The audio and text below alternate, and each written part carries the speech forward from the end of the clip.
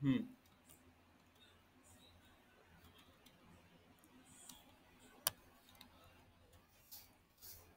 अच्छा, हमने पहले एक सी एस एस लिंक करा था, तो मैंने एक style dot C S S से लिंक करा लिया।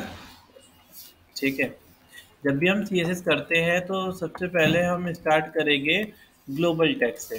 ठीक है, तो इसे यूनिवर्सल टैग बोलते हैं। अगर इसका मतलब ये होता है कि अगर आप इसमें कुछ भी मेंशन करोगे वो हर एक एलिमेंट के लिए एप्लीकेबल होगा। ठीक है।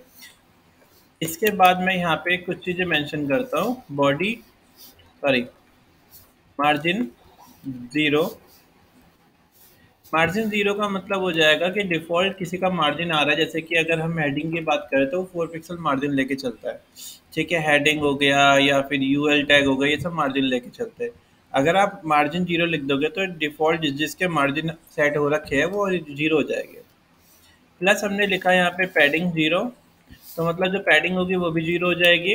और एक और चीज़ मैंने मेंशन कर दी, box sizing border hyphen box. Box hyphen sizing border hyphen box. आपको पता है किसी को कि बॉक्स साइजिंग का मतलब क्या होता है? बॉक्स मॉडल किसको बोलते हैं? बॉक्स मॉडल वो होता है जिसके अंदर क्या होता है, पूरा कंटेंट आता है। अच्छा, और ये box sizing border hyphen box हम क्या क्यों यूज करते हैं? क्या रूल है इसका? मेरे ख्याल से बॉर्डर बनाने के लिए। नहीं, एक वेबसाइट खोलते हैं।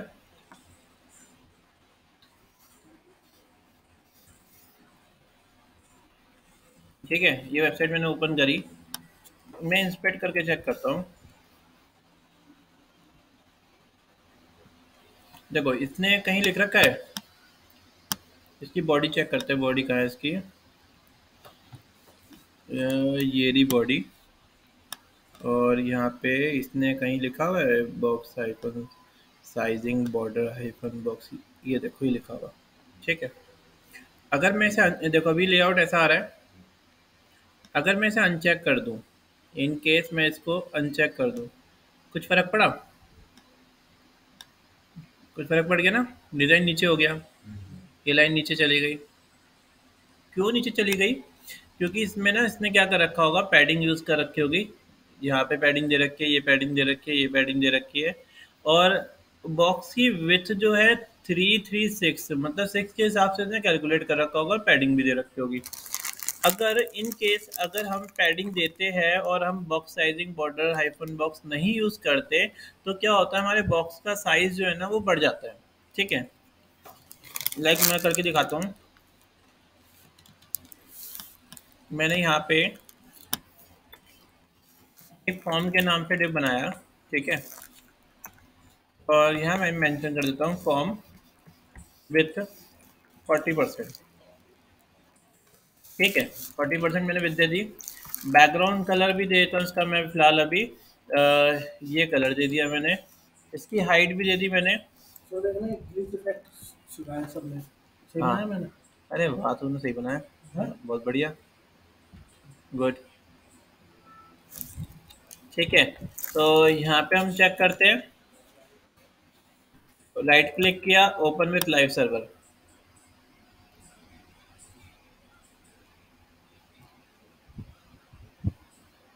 तो देखो हमारे पास, हमने सी एस एस लिंक करा दी थी क्या? नहीं कराई।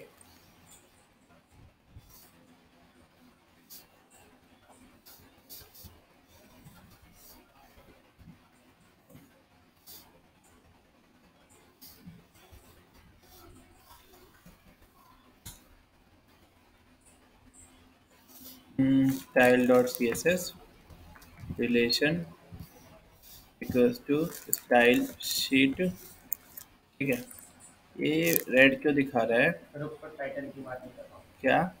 अच्छा, ये नहीं लगा हुआ।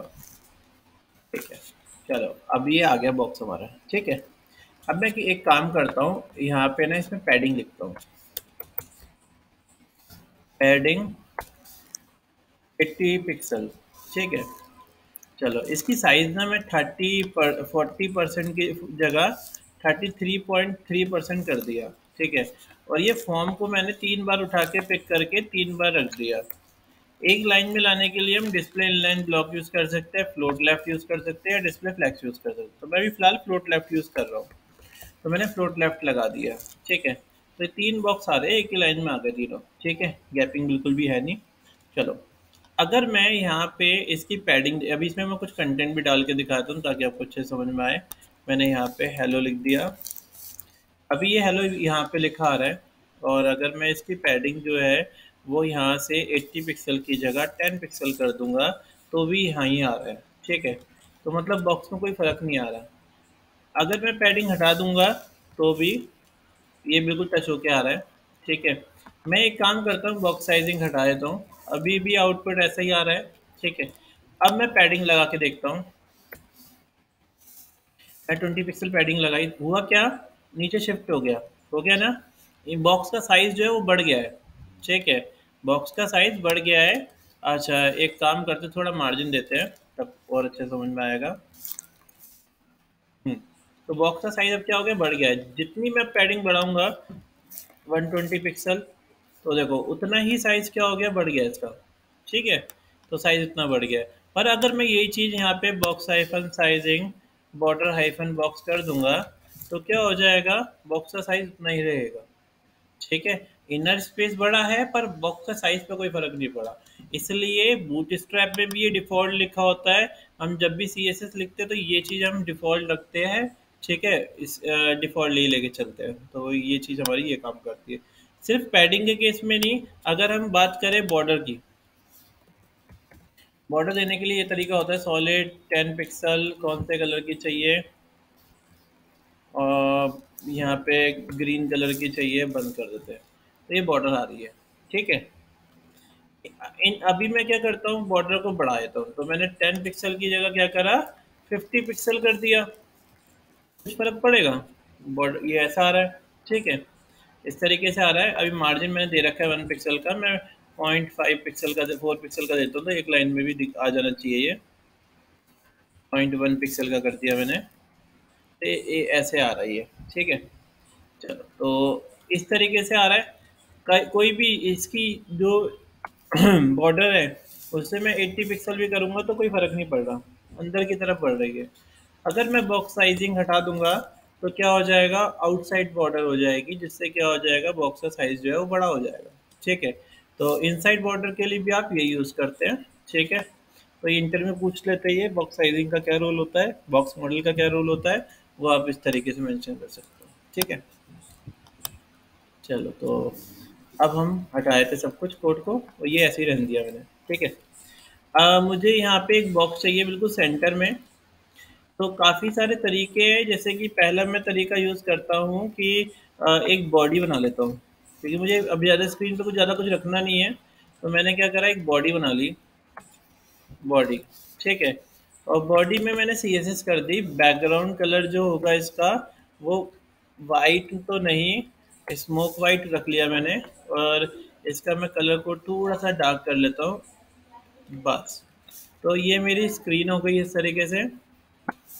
अभी प्लस में क्या करता हूँ इसके अंदर, लाइक एक वाइट कलर का बॉक्स ले लेता हूँ, तो मैंने यहीं पे मेंशन कर दिया, फॉर्म एक स्टैंडर्ड टैग होता है, जब आप स्टैंडर्ड टैग यूज़ करते हो तो आपको फुल स्टॉप या हैशटैग लगाने की नीड नहीं है, जब हम क्लास यूज़ करते हो तब फुल स्टॉप लगाते हैं।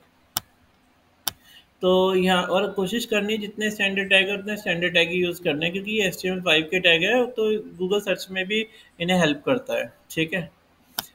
देखो, फॉर्म हमने यूज़ किया, इसकी विड्थ दे दी हमने कितनी, विड्थ दे दी मैंने इसकी 40%, इसकी हाइट दे दी मैंने यहाँ पे, हाइट मैंने 100% कर दी, और बैकग्राउंड कलर दे दिया मैंने इसका, अभी फ़िलहाल मैं ब्लू दे देता हूँ, बाकी बाद में देख लेंगे। तो ये हमारे पास एक बॉक्स बन के आ रहा है, ठीक है। मैं एक काम करता हूँ, बॉडी की ना हाइट दे देता हूँ, तो मैंने इस बॉडी की हाइट दी 100 VH, VH का मतलब पता है आपको, वर्टिकल हाइट हो गई। तो ये क्या हुआ, इससे जैसे ही मैंने वर्टिकल हाइट दी तो इसने इसकी हाइट को परसेंटेज में ले लिया, तो ये परसेंटेज में लेके चल रहा है, ठीक है। तो हमारी ये आ गया है, एक ही फॉर्म चाहिए मुझे, तो मैं इसको हटा देता हूँ, यहाँ मैंने इसको हटा दिया, तो भी ये ऐसा कुछ आ रहा है। ये मुझे कंटेंट बिल्कुल बीच में चाहिए, तो आप क्या करोगे, आप इसका पेरेंट ढूंढो, फॉर्म किसके अंदर है, फॉर्म बॉडी के अंदर है, ठीक है। तो आपने क्या करा, जो बॉडी है उसमें लिख दिया डिस्प्ले फ्लैग्स।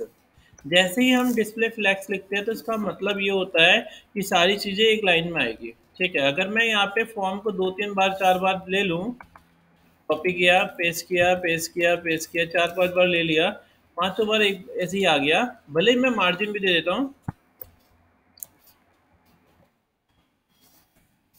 10 पिक्सल, तो ऐसे आ रहा है। ऐसे मैं कितने भी फॉर्म ले लूँ वो इसी तरीके से रिएक्ट करेंगे।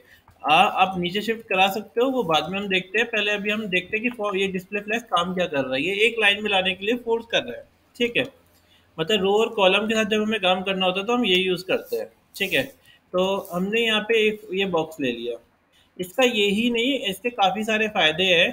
क्या फ़ायदा है, जैसे कि आपने फ्लैक्स लिख दिया और आप चाहते हो अपना जो भी कंटेंट है वो यहाँ आना चाहिए, तो आप क्या करोगे, आप यहाँ पे लिख दोगे जस्टिफाई कंटेंट स्पेस, या सॉरी, फ्लैक्स एंड। अगर आप ये लाइन लिखते हो अपने पेरेंट के अंदर, तो कंटेंट जो है वो राइट साइड पे आएगा, ठीक है। समझ में आ गया। इससे मैं कमेंट बनाता हूँ, कमेंट बनाने का ये तरीका है, कंट्रोल क्वेश्चन मार्क शॉर्टकट भी है। जस्टिफाई कंटेंट सेंटर, अगर मैं सेंटर लिख दूंगा तो सेंटर में आ जाएगा। और justify content flex start, flex start लिख दूंगा तो ये बिल्कुल स्टार्ट साइड पे आ जाएगा, ठीक है। तो मैं एक काम करता हूँ, सेंटर कर देता हूँ, सेंटर सही है, सेंटर मैंने यहाँ पे रख दिया। तो ये मेरा सेंटर में आ गया बॉक्स। अब मुझे एक लोगो चाहिए वर्डप्रेस का।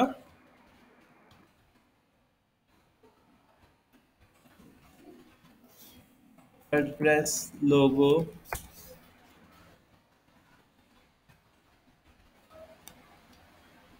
चलो मैं ये वाला लोगो ले लेता हूँ।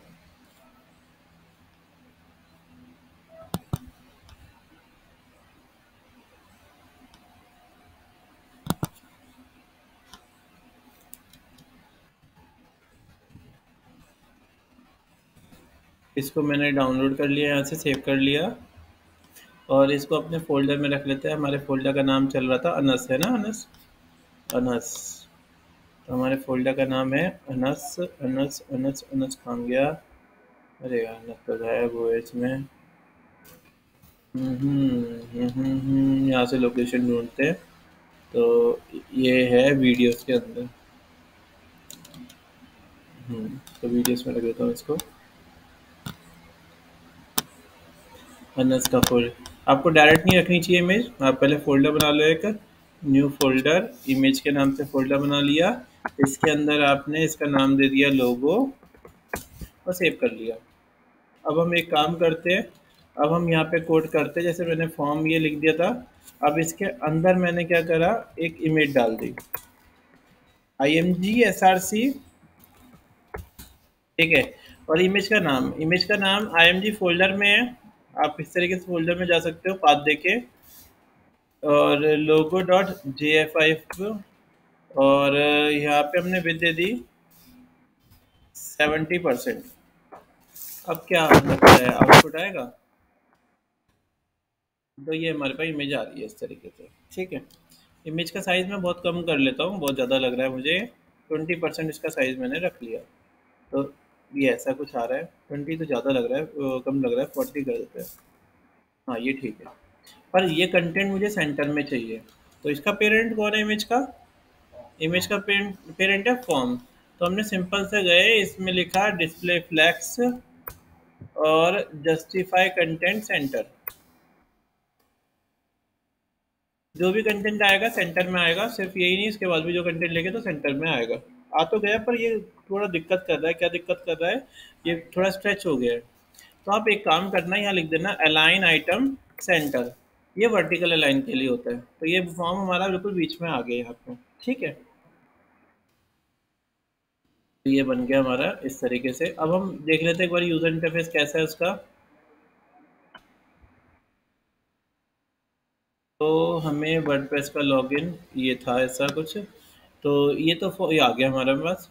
कलर वैसे पीछे नहीं है, पर कलर के साथ काम करना पड़ेगा। कलर मुझे वैसे PNG वाली में ले लेते हैं,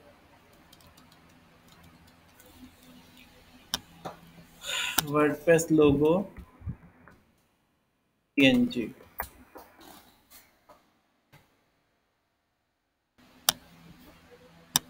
यहाँ से ट्रांसपेरेंट कर दोगे तो सारी PNG आएगी।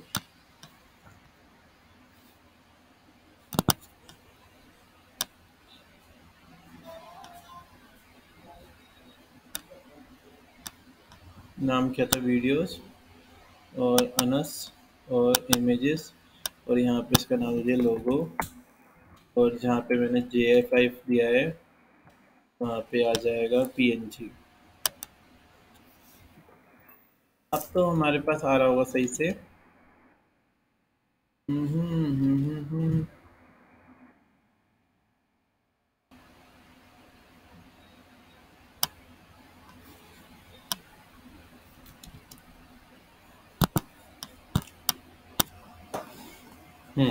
अभी ठीक आ रहा है। अब इसके बाद मुझे एक फॉर्म के लिए बॉक्स चाहिए। तो हमारा ये रहा कंटेंट, यहाँ लिखा मैंने डिव क्लास फॉर्म, ठीक है। इसके अंदर हमने लिखा यहाँ पे इनपुट टाइप टेस्ट,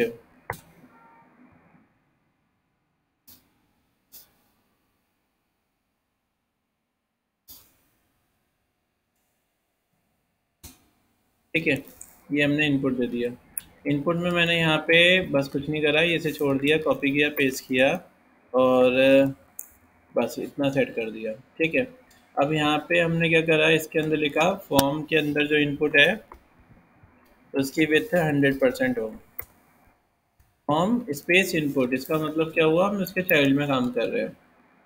अभी देखो ये इनपुट क्या हो गए, इसके अंदर आ गए, पर दिक्कत क्या हो रही है, एक लाइन में आ रहे हैं, ठीक है। मुझे क्या चाहिए, ये इसके नीचे चाहिए था। तो आप क्या कर सकते हो, आप इसका पेरेंट ढूंढो। पेरेंट कौन है इसका, फॉर्म, ठीक है। और हमने ये एक लाइन में इसलिए आ रहा है, अगर मैं खाली रख देगा ना तो ये क्या होता है, तीनों एक लाइन में आता है। देखो अगर मैं ये हटा दूँ डिव, तीनों एक लाइन में आ रहे हो गए, तीनों एक लाइन में आ रहे हैं। पर मैंने इसे एक इसका पेरेंट एक और बना दिया, तो अब सिर्फ इसके फॉर्म के दो पेरेंट है, एक ये वाला और एक ये वाला, ठीक है। तो हमने क्या कहा, हमने इसमें कहा कि ना एक काम करते हैं, इसकी डायरेक्शन चेंज कर देते हैं। मुझे एक के नीचे एक चाहिए, तो आप यहाँ लिख सकते हो justify, sorry, flex hyphen direction column. तो हमारे पास दो डायरेक्शन होती है, डिफॉल्ट जो आती है वो रो आती है, और हमने कॉलम में कन्वर्ट कर दिया। जैसे ही कॉलम पे कन्वर्ट किया तो ये क्या हो गया, बिल्कुल सेंटर में आ गया, ये आ गया हमारे पास। अब हम इस इनपुट पे काम करते हैं। थोड़ी स्पेसिंग दे दी मैंने यहाँ पे। ये देखने को हम्म, ये इतना ही करके क्यों आ रहा है ये हिस्सा? मैंने तो ये सही कोई करके दिया था, दिया। नहीं नहीं, आपने तो जो दिया था वो आपने इकट्ठा दिया था। हाँ मैंने इसके पीछे बैकग्राउंड दे दिया, हाँ इसका एक डिव अलग बना के हाँ। बैकग्राउंड दे दिया, बॉर्डर रेडियस दे दिया। डिप की विथ कम है, 50% है। अच्छा, इसकी विड्थ दे देंगे तो 100% हो जाएगा, हम्म पीछे आ जाएगा। हम्म, बढ़िया। पैडिंग दे दी हमने यहाँ पे कितनी, 10 पिक्सल। तो ये क्या हो रही है, स्पेसिंग आ गई हमारे पास यहाँ पे। 10 तो कम है, मैं 12 दे देता हूँ। चलो ये पैडिंग देती मैंने इस तरीके से। और थोड़ा स्पेसिंग भी चाहिए, तो आप स्पेसिंग देने के लिए मार्जिन का यूज़ कर लो। मैंने यहाँ लिखा मार्जिन। अगर देखो मार्जिन आपको सिर्फ टॉप और बॉटम से चाहिए, तो आप यूँ लिख सकते हो 10 पिक्सल 0। इसका मतलब हुआ टॉप और बॉटम से हमने 10 पिक्सल यूज़ किया, लेफ्ट राइट से 0 यूज़ किया। अगर हम ऐसे लिखते हैं 10 पिक्सल, 10 पिक्सल, 20 पिक्सल और 10 पिक्सल, तो इससे क्या होता है, अलग अलग डायरेक्शन से वो लेके चलता है। 10 पिक्सल, 10 पिक्सल, 20 पिक्सल, 10 पिक्सल, ठीक है, अलग अलग डायरेक्शन से, तो अलग अलग डायरेक्शन से आता है। पर मैंने अब क्या करा, 10 पिक्सल और 0 कर दिया। तो अभी क्या हो रहा है, ये ऐसा कुछ आ रहा है, ठीक है। अब बिल्कुल सही आ रहा है, कुछ चेंजेस करने की जरूरत नहीं है। अब हमने क्या करा, एक डिव ले लिया। तो यहाँ पे मैंने यहाँ पे एक डिव रख लिया एक और। इसके बाद ये फॉर्म का खत्म हो गया हमारा, ये यहाँ खत्म हो गया। अब हमने यहाँ पे डिव क्लास एक मैंने यहाँ पे इसमें क्या लिखा होता है,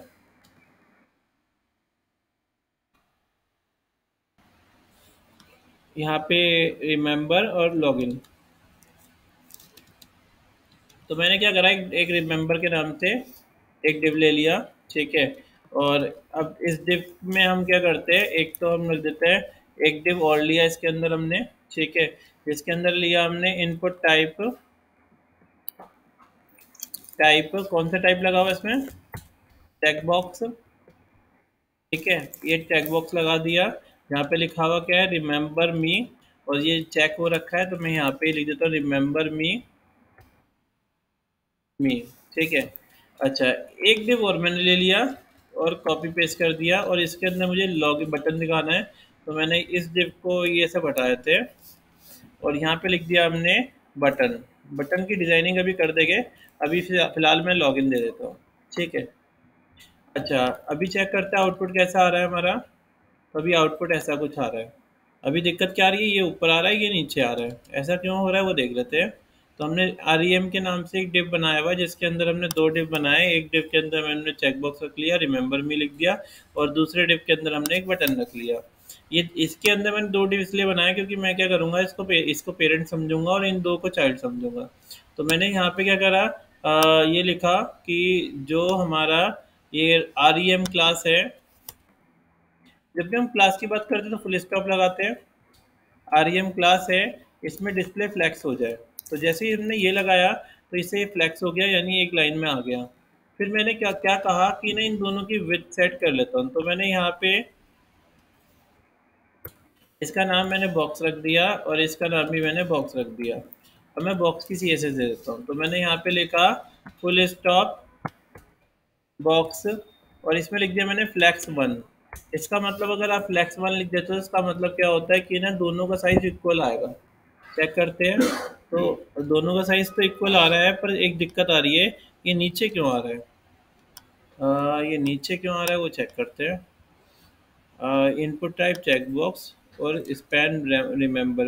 रिमेंबर तो इसके बाद ही आना चाहिए था, जगह नहीं मिल रही है इसको। नहीं, अभी भी इसमें ही आ रहा है। बॉक्स में से कुछ है भी नहीं हमारा। मैं बॉक्स की CSS दे के देखता हूँ। बॉक्स की मैंने विथ भी दे रखी है इसकी।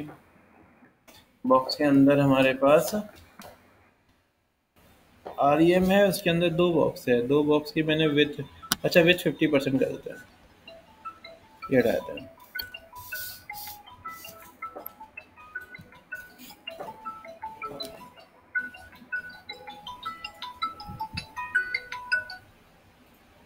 हेलो। हेलो। हाँ जी बोलिए। सर आप कहाँ से बात कर रहे हैं? मैं हेक्सा कोड से बात कर रहा हूँ, बताइए। हाँ जी। हेक्सा कोड से बात कर रहा था, इंस्टीट्यूट से। कहाँ पे है सर ये? ये हमारा है नोएडा सेक्टर 15 में। हमारा IT ट्रेनिंग सेंटर है। IT ट्रेनिंग, IT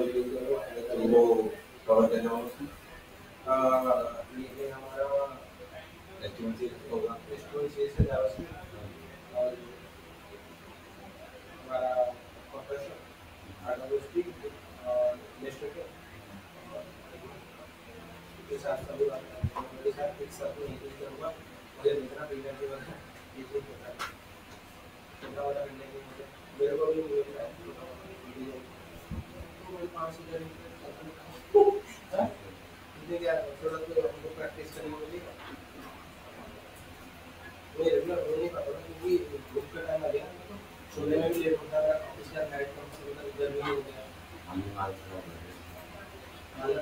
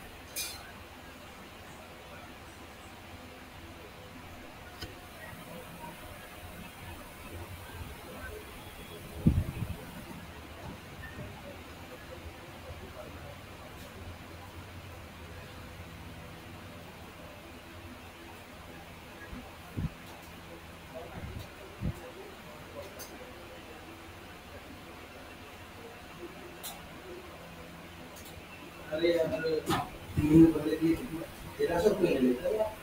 जुम्मा 3 बंदे की 300 जुम्मे Wednesday में वीडियो कॉल में हाँ गूगल मीट से बढ़िया। गूगल मीट पैसा मिलता है गूगल मीट। हाँ कुछ मिला सर गूगल मीट का मेरे ख्याल से कुछ टाइम का फ्री है। हाँ हो सकता है 1 महीने का फ्री होगा बट वो शायद के लिए तो वो 9 बंदे के लिए दे रहे थे हमारा पैसा पेमेंट कर रहे हो तो वो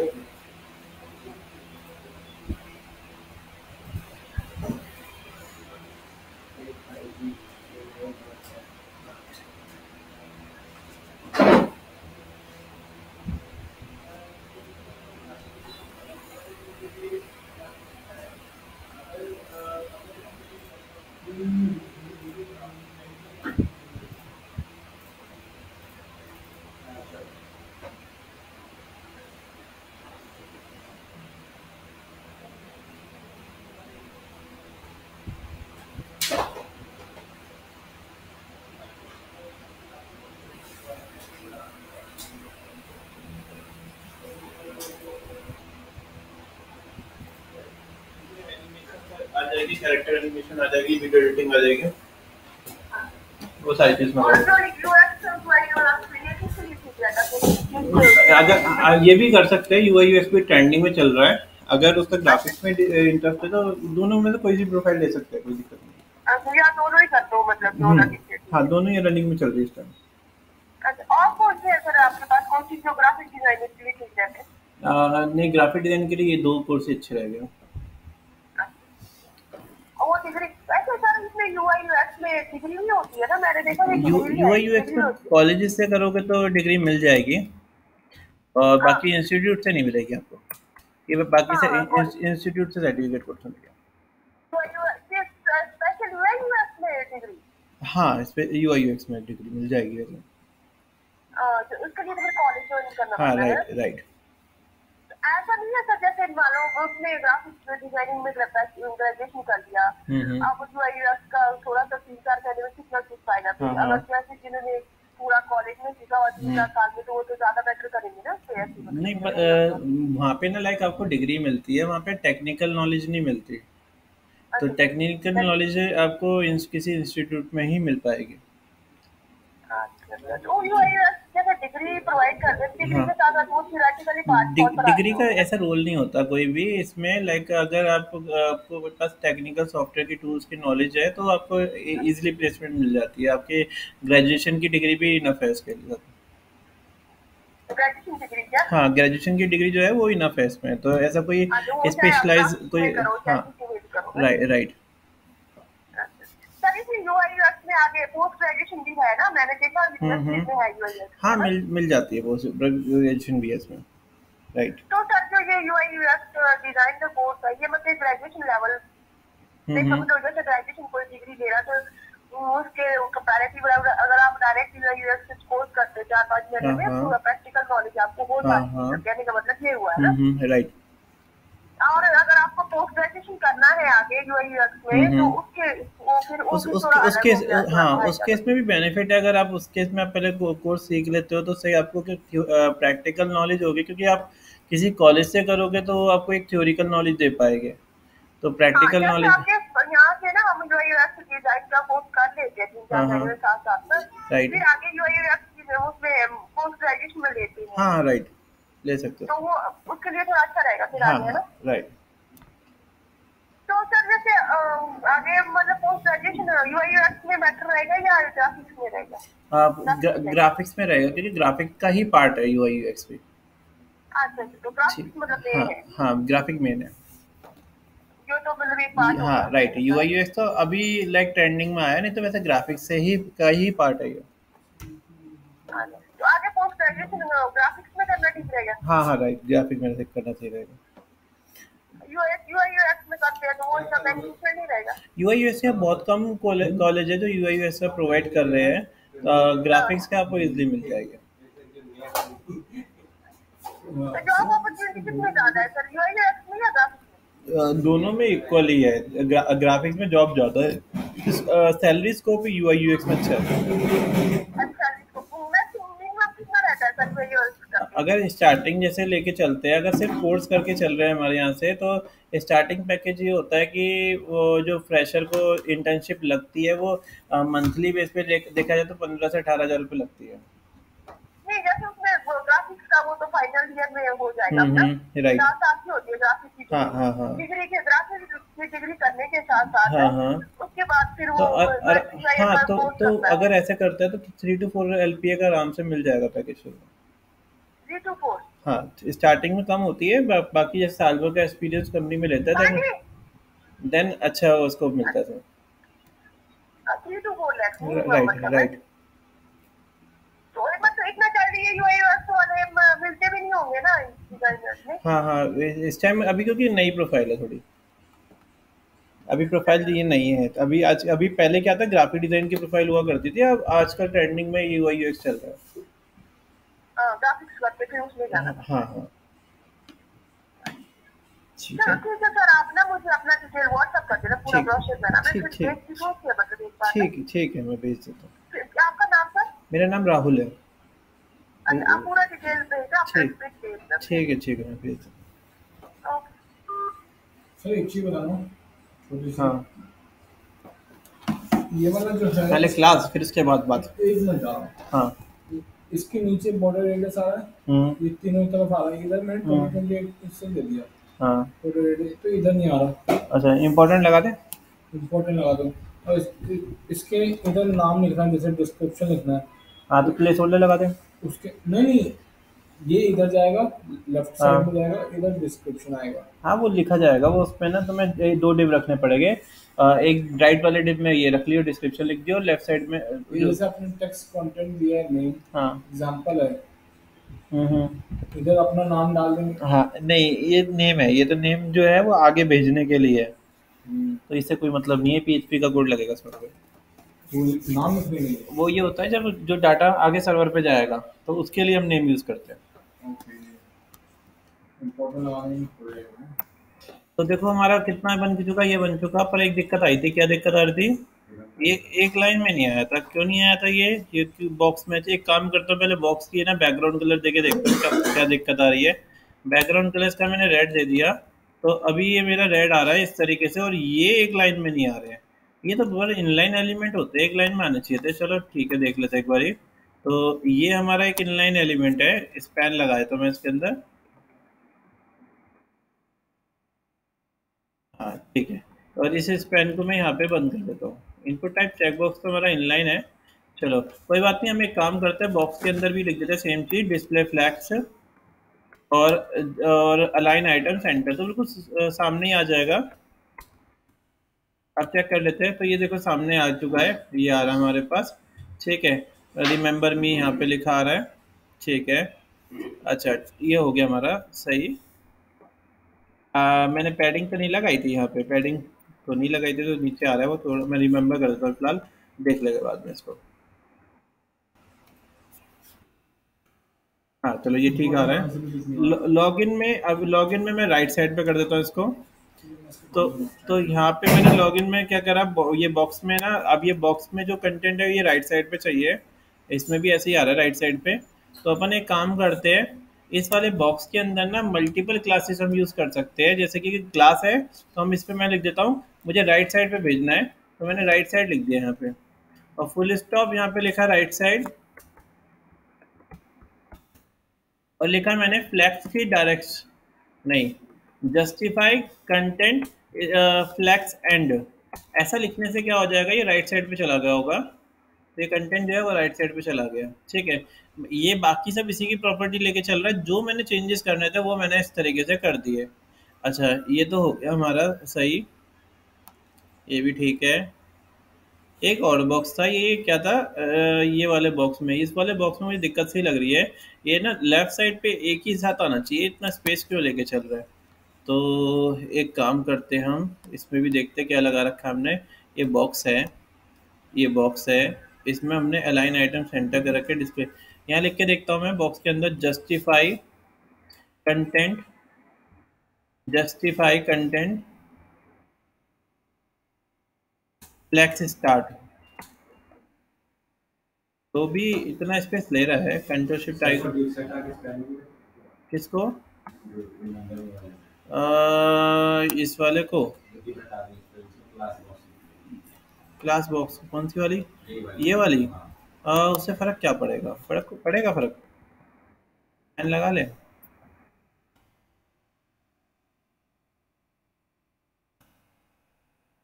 तो सेम फर्क वो आ रहा है ना, तो उससे कोई फर्क नहीं पड़ेगा। तो इसको देख लेते, कुछ सेंटर वेंटर कुछ ले रहा होगा, ये पे स्प्रेड करके चेक कर लेते हैं। यहाँ तो सही आ रहा है, मतलब मोबाइल के साइज पे तो सही आ रहा है, और किसी डिवाइस के साइज पे दिक्कत कर रहा है।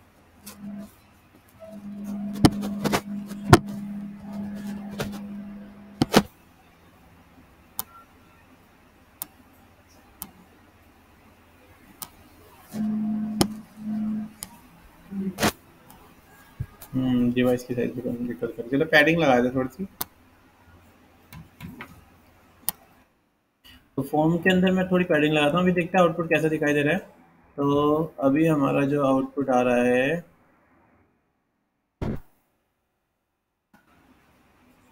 ऐसा कुछ आ रहा है। ठीक है, ये आ गया हमारे पास। अब मैं चाहता क्या हूँ कि ना, ये सब ठीक है, इसका बैकग्राउंड कलर हटा देते हैं पहले। तो इसका स्टाइल का मैंने बैकग्राउंड कलर रिमूव कर दिया, ये वाला। तो ये हमारे पास अभी फ़िलहाल इस तरीके से आ रहा है। ठीक है, और मैं इसमें थोड़ी स्पेसिंग दे देता हूँ। तो मैंने जो बॉक्स वाला CSS बनाई थी, इसमें थोड़ी सी पैडिंग मार दी, सिर्फ राइट साइड पे पैडिंग चाहिए, तो मैंने यहाँ 0 कर दिया, और यहाँ मैंने 20 पिक्सल कर दिया। तो यहाँ पे स्पेसिंग आ रही होगी, ये स्पेसिंग आ गई। और प्लस मुझे क्या करना है, यहाँ पे ये पीछे एक वाइट कलर का बैकग्राउंड चाहिए। तो मैंने एक बॉक्स बना रखा है, ये वाला फॉर्म वाला, इसका बैकग्राउंड कलर मैंने दे दिया यहाँ पे वाइट कलर। तो यहाँ वाइट कलर आ गया होगा, ये पूरा फॉर्म का आ रहा है। नहीं, मैंने एक और बॉक्स बनाया था, ये REM वाला था शायद, अब चेक करते हैं।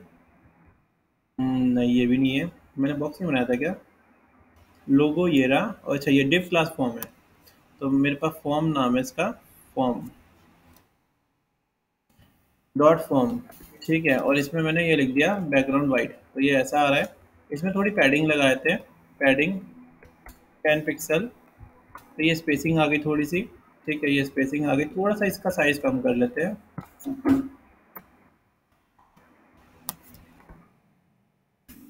ऐसे उसी में क्या करो, CSS में इसमें करोगे तो मोबाइल, उसमें मोबाइल में करने में दिक्कत आएगी। और ये हो गया हमारा, ये थोड़ा ऊपर चाहिए। तो हमारा इसका नाम क्या है, एक बार नाम देख लेते हैं। इसका नाम है फॉर्म के अंदर IMG। तो चलो मैं यहाँ लिख देता हूँ डायरेक्ट, फॉर्म के अंदर एक ही तो इमेज अभी फिलहाल, और IMG, और इसमें लिख दिया मैंने मार्जिन हाइफन बॉटम 20 पिक्सल। तो सिर्फ 20 पिक्सल से मार्जिन लेके चलेगा। तो ये हमारा डिज़ाइन कुछ इस तरीके से आ रहा है, जो कि हमारा बिल्कुल सेंटर में आ रहा है। ठीक है, आया समझ में आपको। अच्छा, यहाँ पे हमारे पास ये बैकग्राउंड नहीं चाहिए रेड कलर का, तो मैंने बैकग्राउंड रिमूव कर लिया। और प्लस बटन में मुझे स्पेसिंग चाहिए, तो मैंने यहाँ पे क्या करा,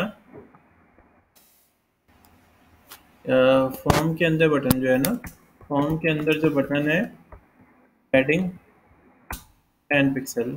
ठीक है, और लेफ्ट और राइट से चाहिए 20 पिक्सल, 10 पिक्सल, 10 पिक्सल और 20 पिक्सल, ये आ गया। और प्लस मुझे बैकग्राउंड कलर चेंज करना है, तो मुझे बैकग्राउंड कलर यही वाला चाहिए। तो आप एक एक्सटेंशन भी इंस्टॉल कर सकते हो, कलर जिला होता है ये। इससे आप क्या काम करता है, जहाँ पे भी आप क्लिक करोगे ना वही कलर पिक कर लेगा। तो यहाँ पे आप कलर पिक कर लेगा। अब मुझे जैसे बैकग्राउंड में यही कलर चाहिए, तो मैंने बैकग्राउंड लिखा है यहाँ पे और ये पेस्ट कर दिया, तो सेम कलर कोड आ गया होगा, ये आ गया। ठीक है, तो ये वाला एक्सटेंशन आप गूगल से इंस्टॉल कर सकते हो। आप जाना गूगल पर सर्च कर लेना कलर जिला एक्सटेंशन। तो ये इंस्टॉल करोगे ना तो इससे क्या हो जाएगा, आपके पास यहाँ आई ड्रॉपर टूल का ऑप्शन आ जाएगा, शुरू में यहाँ आएगा अंदर, तो यहाँ पे इसे पिन कर लेना, यहाँ आ जाएगा। अब ये इस पे आप पेज पिकर पे क्लिक करोगे, कहीं पे भी क्लिक करोगे वो कलर ले लेगा। ये देखो ये लोगों का भी कलर निकाल रहा है। ठीक है, तो कहीं से भी कलर पिक कर लेगा, तो ये यूज़ कर सकते हैं। तो उससे थोड़ा कलर पिक करना आसान हो जाएगा हमारे लिए। ठीक है, तो अब हमारा ये ऐसा बन रहा है। फ़ॉन्ट कलर वाइट चाहिए था, तो मैंने इसके अंदर लिख दिया कि जो इसका बटन का जो कलर होगा वो वाइट होगा। ये वाइट आ गया। बॉर्डर नहीं चाहिए, तो मैंने बॉर्डर को यहाँ पे 0 कर दिया, बॉर्डर 0 कर दिया। तो इधर कोई डिज़ाइन हमारा कुछ ऐसा बन गया है। अच्छा, मुझे इसकी कलर का चेंज करना है, और फॉर्म के अंदर इनपुट जो है, ये तो उधर बैठ जा। हाँ, उस वाली लैब में सर से पूछ ले क्या क्या कराया उन्होंने अभी तक। हाँ, तुषार सर है, 2-3 क्लास हो गई है, पूछ ले क्या क्या कराया। रिकॉर्डिंग नहीं कर देंगे अब से चालू हो गया, वैसे सही हो गया। लैपटॉप में दिक्कत थी। ग्रे, ठीक है। तो ऑनलाइन लेगा ऑफलाइन लेगा तू कल से? मैं ऑनलाइन ऑफलाइन दोनों फिग्मा करा देना सर। क्या चाहिए? फिग्मा मैं करा दूंगा, अभी वो कर ले फोटोशॉप। ये आ गया। ठीक है, हो गया हमारा सेटअप, ये बन गया हमारा। ठीक है, तो ये हमारा क्या हो गया, एक फॉर्म इस तरीके से रेडी हो गया। ठीक है, इस तरीके से हमने फॉर्म बना लिया। ठीक है, ये मुझे समझ में नहीं आया क्यों नहीं हुआ, होना तो चाहिए था, ऐसा दिक्कत क्यों आई है। क्या नाम था इसका, बॉक्स इनपुट स्पैन। ठीक है, और ये चीज़ इसका नाम चेंज करके देखो, बॉक्स 2 कर दूँ उसको। क्या हो रहा है, ये ऐसा आ रहा है, और मैंने यहाँ पे लिखा बॉक्स 2। अच्छा, ये पता क्यों दिक्कत कर रहा है, समझ गया। ये दिक्कत इस वजह से नहीं कर रहा, ये दिक्कत मेरी ऊपर वाली CSS की वजह से कर रहा है, क्योंकि मैंने क्या करा था, यहाँ पे पैडिंग लगा रखी थी ये वाली। ठीक है, तो ये इसके हिसाब से लेके चल रहा होगा। तो मैं एक काम करता हूँ, यहाँ पे इनमें दोनों में क्लास लगा लेता हूँ, क्लास IN। ठीक है, और यहाँ पे मैं क्या करता हूँ, जो मैंने इनपुट मेंशन किया था इसमें लिख दिया मैंने फॉर्म के अंदर जो IN है .in, अब आ गया। ठीक है, तो ये हमारा ऐसा ही हो गया, समझ में आ गया। तो हमारा ये हो गया। अगर हमें इसके अंदर प्लेस होल्डर दिखाना होता है तो आप क्या करोगे, नमस्ते। अब हमने यहाँ पे क्या करा, ये लिखा प्लेस फॉर्म का इनपुट कौन सा है, अच्छा इनपुट तो यहाँ है ना, ये रहा। क्या लिख दिया मैंने, प्लेस होल्डर। प्लेस होल्डर में मैंने लिख दिया यहाँ पे एंटर यूज़र नेम। ठीक है, प्लस हमने क्या करा, यहाँ पे प्लेस होल्डर दे दिया एक, इसके अंदर मैंने दे दिए ये वाले साइन। ठीक है, अब चेक करते हैं कैसा आउटपुट दिख रहा है हमारा, ये आउटपुट ऐसा आ रहा है हमारा। ठीक है, मैं चाह रहा हूँ ये सिलेक्ट करने पे ना ये जो आउटलाइन सी आ रही है ये ना आए, तो हम क्या करते हैं, यहाँ पे जाते हैं और इसमें लिख देते हैं फॉर्म इनपुट के अंदर, यहाँ पे आउटलाइन, इसे आउटलाइन बोलते हैं, नन। इससे क्या हो जाएगा, आउटलाइन नहीं आएगी। ठीक है, ये सब मैं चाह रहा हूँ ये डिफ़ॉल्ट चेक रहे, तो आप यहाँ पे जाना और इसको कर देना चेक, ऐसे लिख देना। तो इससे क्या हो जाएगा, ये डिफ़ॉल्ट चेक रहेगा, ये चेक रहेगा हमारा डिफ़ॉल्ट। ठीक है, समझ में आया आपको। तो ये हो गया हमारा एक इनपुट का ये पूरा फॉर्म का, जिसमें हमने फ्लैक्स को यूज़ किया। मैं जस्टिफाई कंटेंट सेंटर यूज़ किया हुआ है। अगर मैं जस्टिफाई कंटेंट फ्लैक्स एंड कर दूंगा तो ये मेरा जो फॉर्म है वो एंड साइड पे आएगा। ठीक है, स्टार्ट कर दूंगा तो ये स्टार्टिंग के साइड पे आएगा, स्टार्टिंग के साइड पे आएगा। ठीक है, और ऐसे ही मैंने यहाँ पे अलाइन आइटम सेंटर लिखा हुआ है, तो ये सेंटर में आ रहा है। मैं फ्लैक्स स्टार्ट कर दूंगा तो ये स्टार्ट में आ जाएगा, ठीक है। फ्लैक्स एंड कर दूंगा तो ये एंड साइड पे आ जाएगा, ठीक है। और ये अभी हॉरिजॉन्टल इसलिए वर्क कर रहा है क्योंकि हमने फ्लैक्स की डायरेक्शन कॉलम दे रखी है, ठीक है।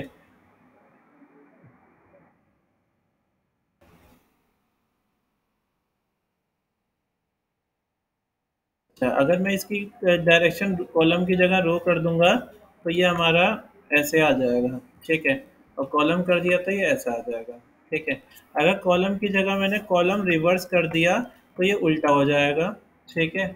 ऐसे ही मैंने यहाँ पे कॉलम की जगह फ्लैक्स रिवर्स कर दिया तो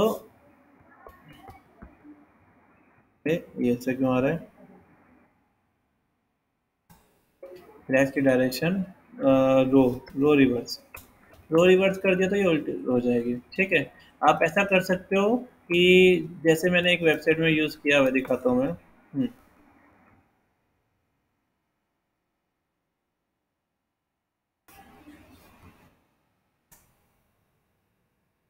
इस वेबसाइट में क्या हो रखा है, यहाँ पे एक इमेज है, यहाँ एक कंटेंट है, यहाँ कंटेंट है, यहाँ इमेज है। मोबाइल में अगर मैं इसे खोलता हूँ तो देखो क्या होना चाहिए, पहले हमारे पास इमेज आनी चाहिए, फिर कंटेंट आना चाहिए, फिर हमारे पास इमेज, पहले कंटेंट इमेज, फिर यहाँ इमेज, तो मोबाइल की में इमेज नीचे आनी चाहिए। तो मैंने क्या कर रखा है, उसकी डायरेक्शन को कॉलम कर दिया, रिवर्स कर दिया है। तो अब देखो क्या हो रहा है, पहले इमेज आ रही है, फिर कंटेंट आ रहा है, फिर इमेज आ रही है, फिर कंटेंट आ रहा है। तो ये इस तरीके से डिज़ाइन बनाना है तो ये करना पड़ता है आपने, ठीक है। तो हम क्या करते हैं, फ्लिप कर देते हैं उसको मोबाइल में। आगे समझ में आपको? तो आज आपने ना क्या करना है, बस इस तरीके से ये डिज़ाइन करना है।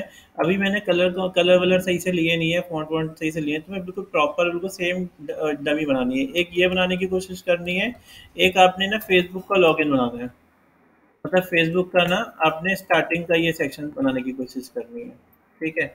इसमें भी सेम वैसे ही बनेगा, फ्लैक्स बॉक्स ही यूज़ करना है आपने, ठीक है। ये दो बनाने हैं आपने डिज़ाइन, ठीक है। बस इतना करना है।